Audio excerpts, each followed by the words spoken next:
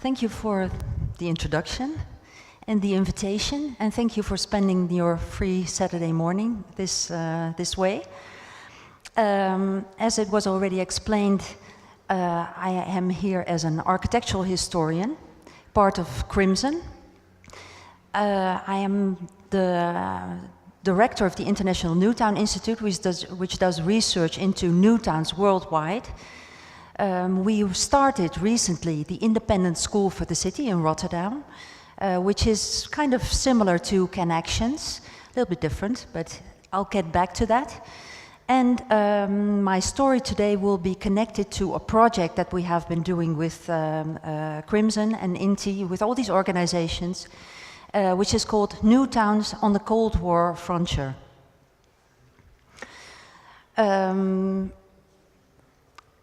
This is a research that deals particularly with the goal of urban planning during this period of the Cold War.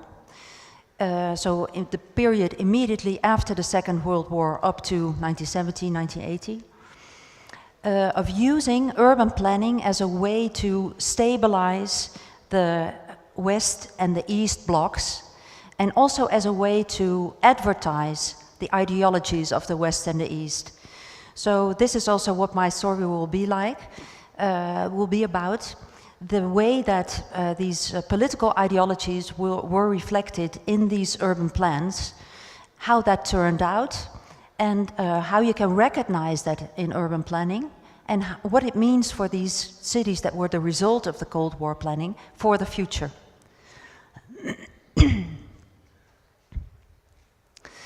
So this image may seem like one city, but it is not.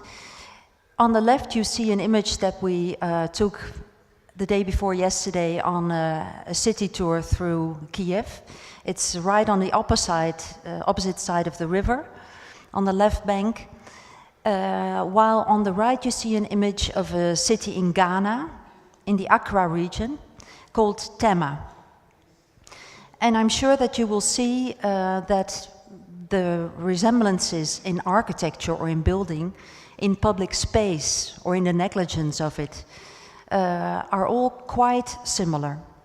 And this, when we've, a couple of years ago, found out that there's this whole series of similar cities around the world, we got interested in how that was actually possible.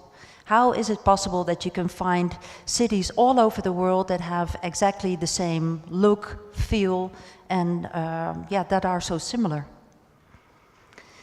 And just to get back a little bit in history, a little bit more than a century ago, this is the person, Ebenezer Howard, that came up with the DNA that was decisive for what these cities look like. So his model of the garden city that he came up with in the 19th century, so to have these cities of a certain size that were not to grow bigger, but would be connected by roads and infrastructure, but that would be fixed in size, so that they could have the advantages of being small and livable, but also that they could be cities with work and economy.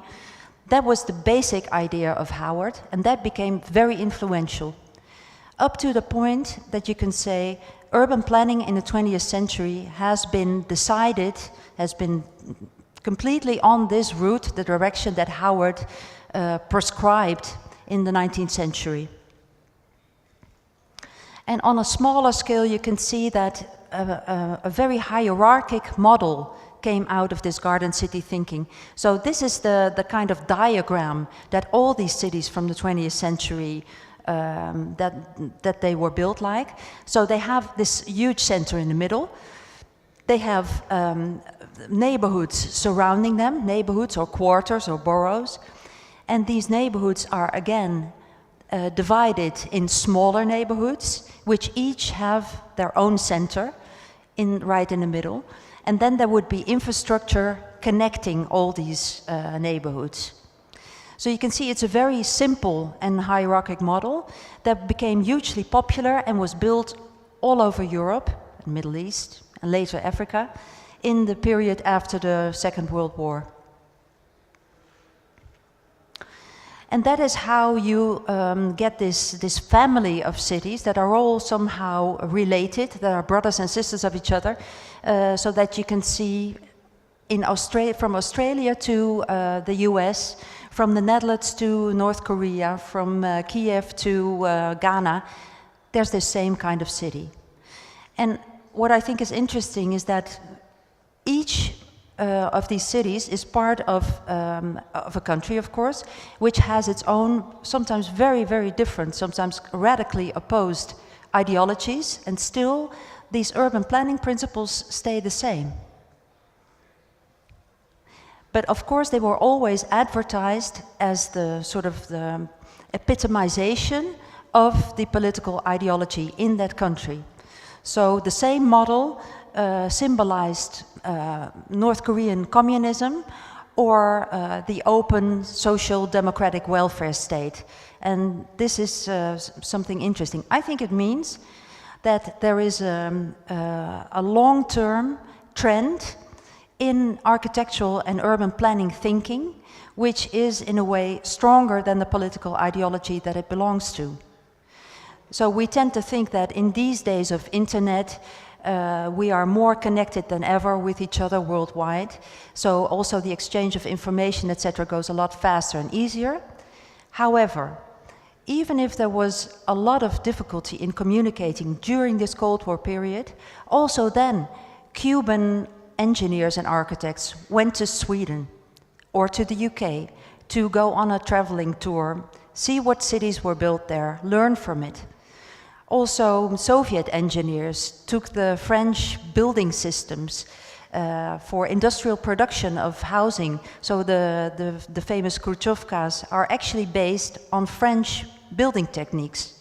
So also then there was a lot of exchange and a lot of learning that sort of formed the backbone of this kind of urban planning. Well, so I'd like to give you 3 examples of how this sort of stable urban planning model derived from Howard, how that was used in different contexts, in different ideologies, and for different political purposes. This is the example of the UK, where the new town originated. They sort of invented it after the war, and that was mainly because of the damage of the war. London had been, well, for a part demolished, and a huge plan came to build like 20 new towns all over the UK. The attractive part was that people would have their own house for their family life.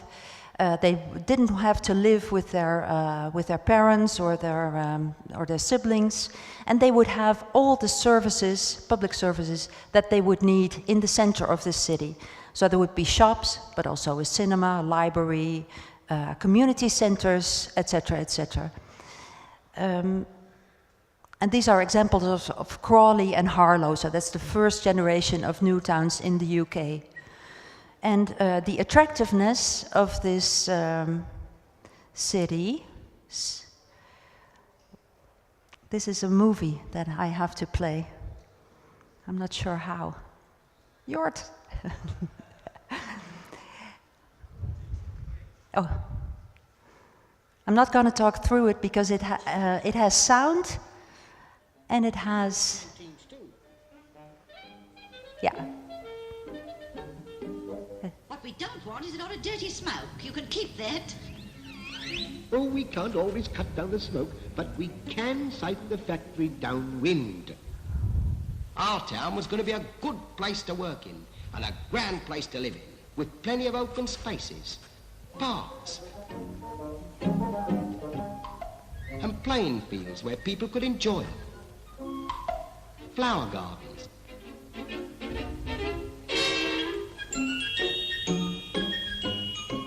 And of course there'd have to be an attractive town centre too, with plenty of room for folks to meet.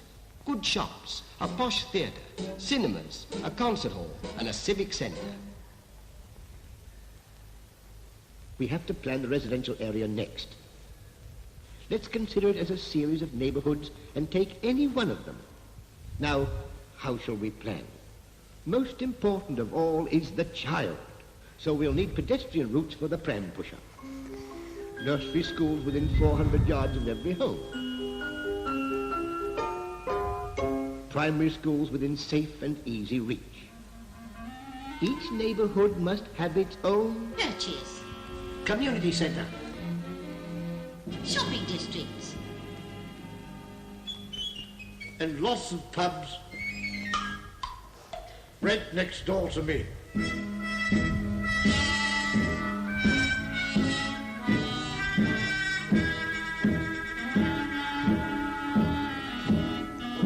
oh no you don't. Oh, there'll be a pub quite near enough to you. And finally, we started on the houses. The site was planned for maximum sunshine, and then everyone could take his choice. Detached houses. Semi-detached. Terraced houses.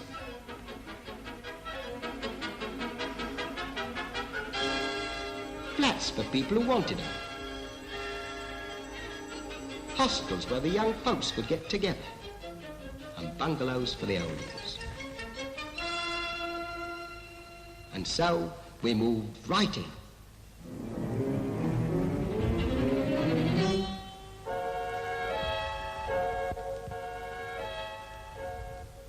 I'm telling you, it works out fine. Just you try it.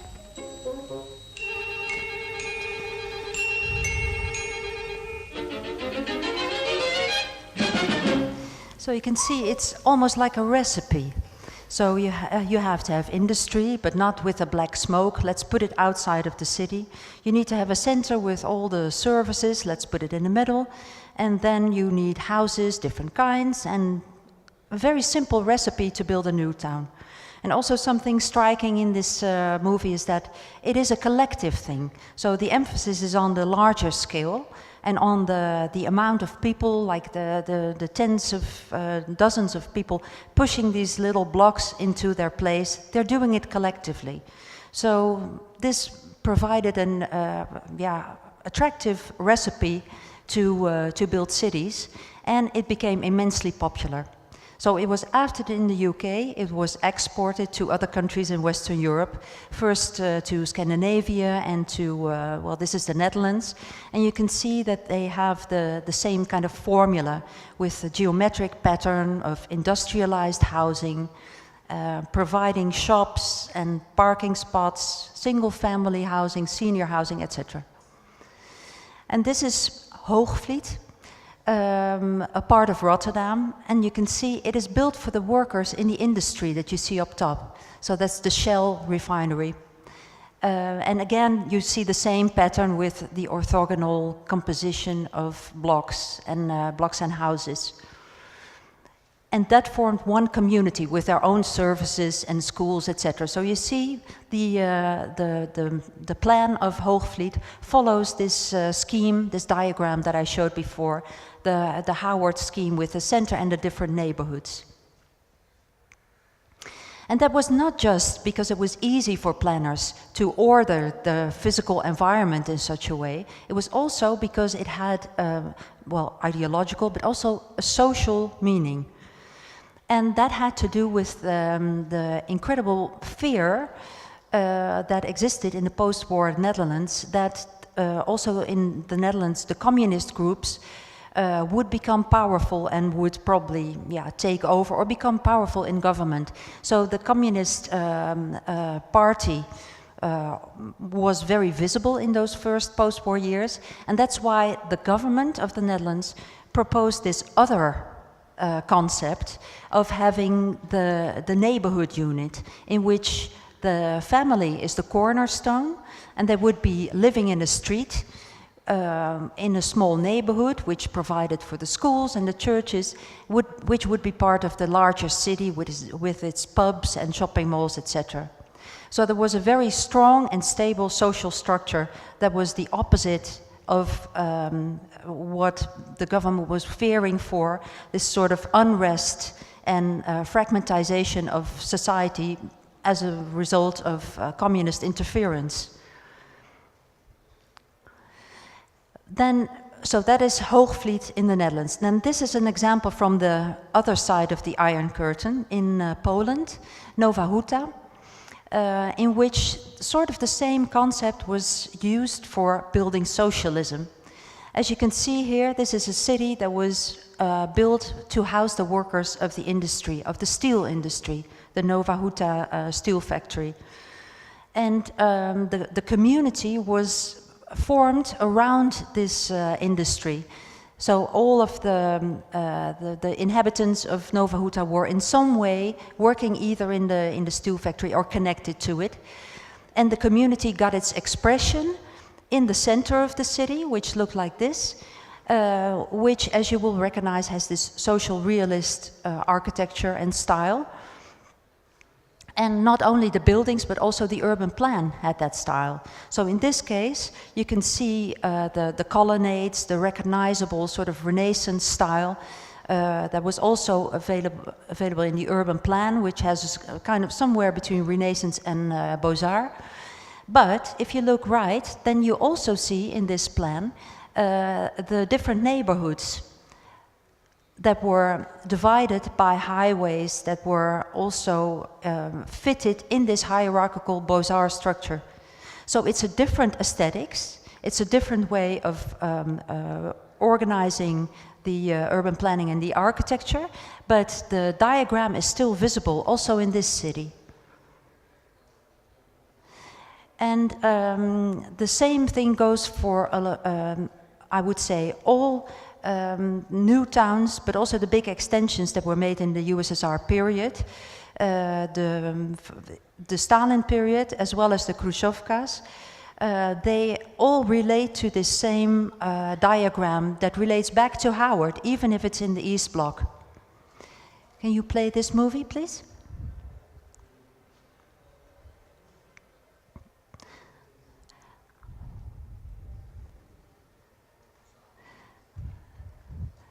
There's no sound, but there should be, because this is a movie with music from Sostakovich. So here you can see that the sort of childish movie that was made in the UK really got to a higher level in the USSR with this fabulous and very well, I'm sure you know it, this soundtrack of Sostakovich. Well, I'm not going to sing it myself. And what is interesting here is that it's kind of a consumerist way of looking at this new city. So Masha and Sasha, the main figures here, they walk through their new apartment and they talk about what is theirs, the kitchen, the corridor, the windows, the doors. And they are looking forward to go into this apartment, of course. But this is the kind of way, it's not, the focus is not on the collective, it's on their own private family and their own private experience. So you can see that, to my interpretation, it's kind of a turnaround. You would expect in a Soviet movie, this is for the city of Cheryomushki in Moscow, you would expect a focus on the collective, and in the UK on the family and the house, the private house. But it's exactly the other way around. So also here it shows that the basic reason for people to move into these new towns was that they needed a house, and their private reasons to get their housing and their living circumstances improved. There's no sound. Well, I'm sure that this is one of the most famous new town movies ever, so look it up, Cheryomushki. And then the third example is this city which I showed in the beginning, Tema in Ghana. And also that was strongly related to a political occasion, which was the independence of Ghana in 1957. This was the first president of Ghana, Kwame Nkrumah, and he took a kind of a pan-African and socialist strategy to modernize his country using industry, building ports, building factories, and sort of modernizing and industrializing the whole country. And one of the parts of this modernization was that he built a huge seaport and a city that was connected to this port and the industry.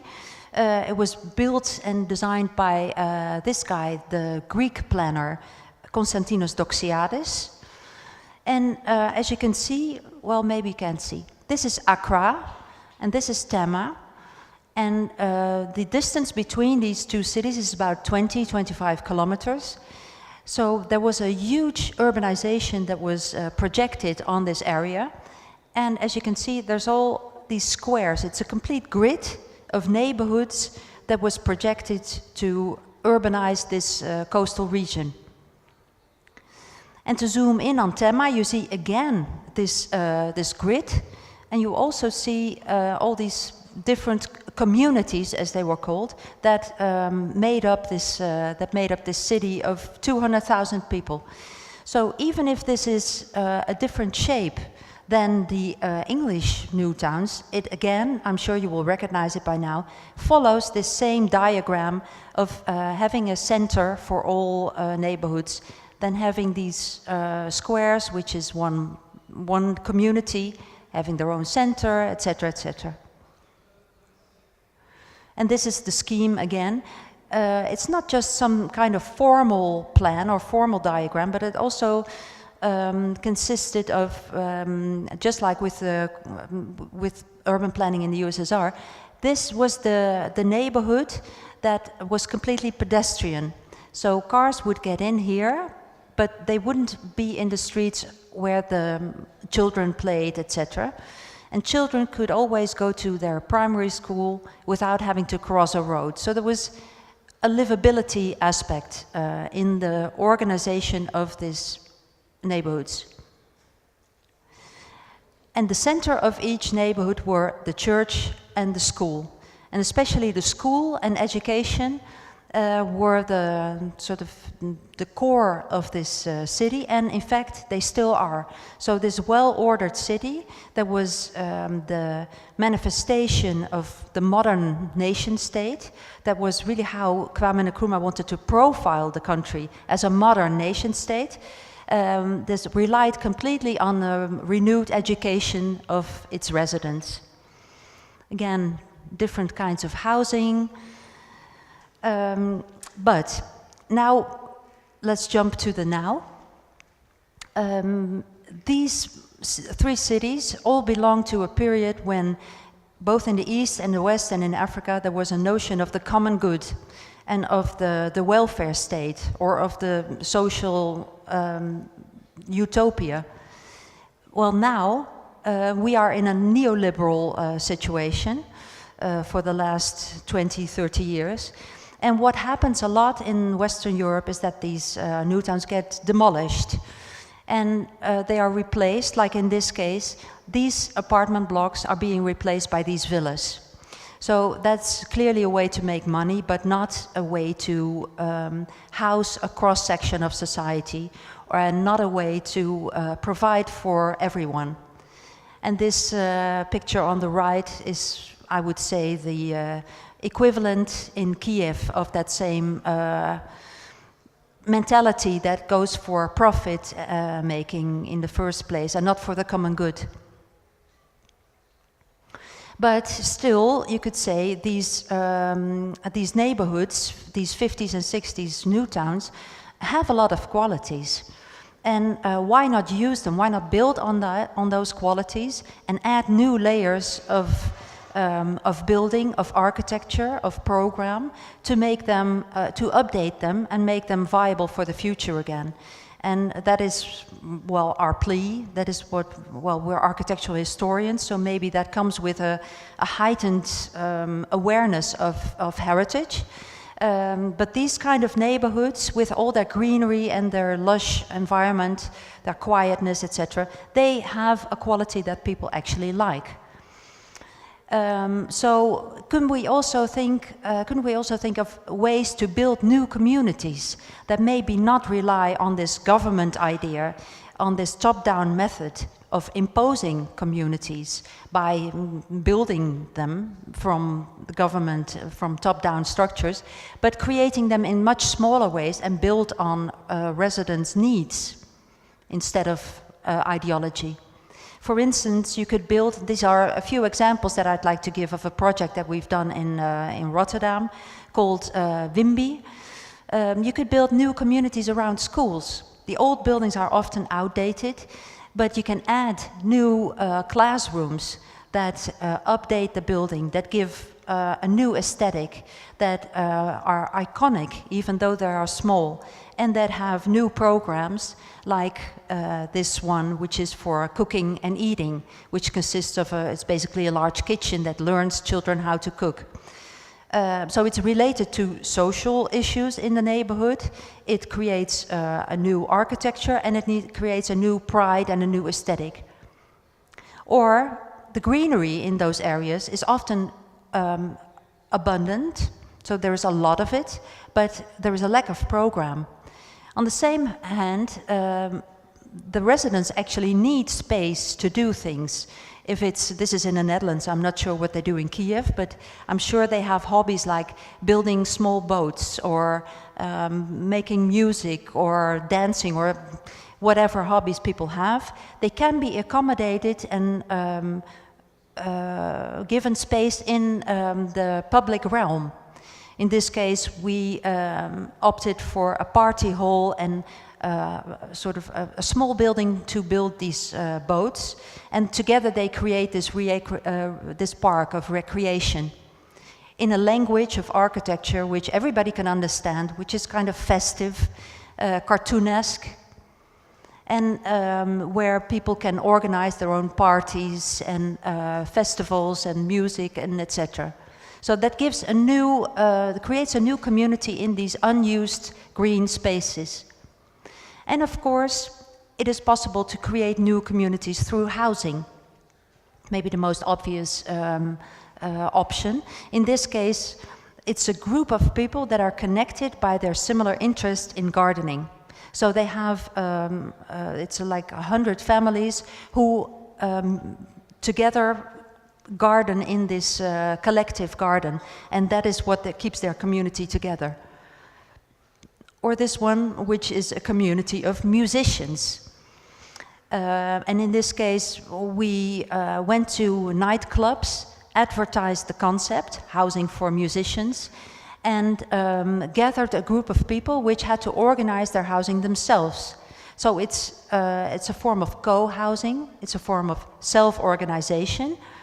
And it led to this project in which 60 families each have their own house in this circle outside. And then in the middle, there is this sort of mountain with small rooms, which are studios. And here you can see so this is the mound. Each studio has a window, a top light. And the top light gives the light into the studio, in which you can play the drums or play the trumpet 24 hours a day. Nobody will be bothered. So in this case, it's a small community consisting of musicians. And these are just a few examples of what I would call how you can build a new layer and add that to the existing, which is separate from the sort of top-down ideology with which these new towns were built, and which rests on a few ideas, mainly that these plans would be small scale. So I think that the whole idea of demolishing a whole neighborhood using this tabula rasa idea that was modernist and was popular in the 60s is outdated. Small scale interventions, you could also call it acupuncture.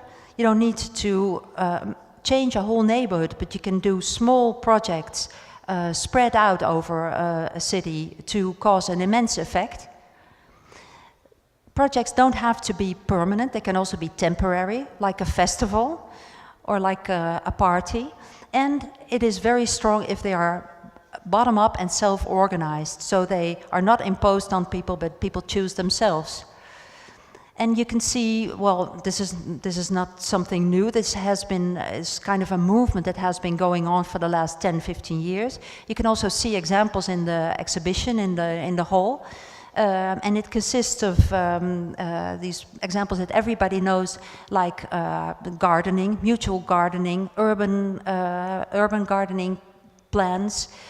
But it also consists of, for instance, this project, which is a completely new building in Amsterdam, which is initiated and financed and organized and built, everything by a group of inhabitants, which have completely taken the building initiative in their own hands and have organized a new kind of model, like a housing corporation, with which to do that. So it's also, very often it is not in the ways that the architecture expresses itself, but it's in the way that it is organized, where the innovation is. And the same goes for this example, which is from my hometown, Rotterdam. In fact, this is our office. But this building first was squatted 20 years ago by an architect office, and then they started to develop the building and actually also developed this bridge, which connects the station to an area here. But they did everything themselves, so they made the plans, but they also crowdfunded it. And in this sense, that's also a new financial model, which I think is interesting. So every country, every place has to come up with its own models, of course. But these kind of do-it-yourself urbanism, that is exactly what we are planning to do in our new school, which is also on that particular location. The Independent School for the City, which is a one-year postgraduate education for this activist, innovative approaches to urban planning, and which aims at people who have already finished their studies, maybe already have worked for a few years, and who want to broaden their scope with architectural history, with film, with sociology. So it takes a very broad approach to the city. And, well, you're all welcome there. Thank you.